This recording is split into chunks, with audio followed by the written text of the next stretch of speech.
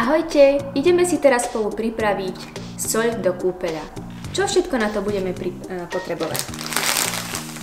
Himalajskú soľ jemnú, himalajskú soľ hrubú, hrubozrnnú, indickú soľ, morskú soľ a trošku sódy bikarbónu.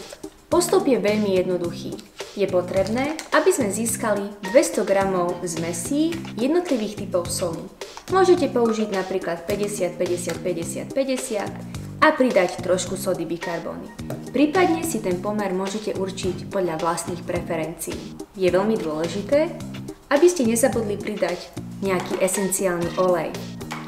Vyberiete si vašu obľúbenú vôňu a na 200 g zmesí použite 2 ml esenciálneho oleja. Na nadávkovanie použite túto plastovú pipetu.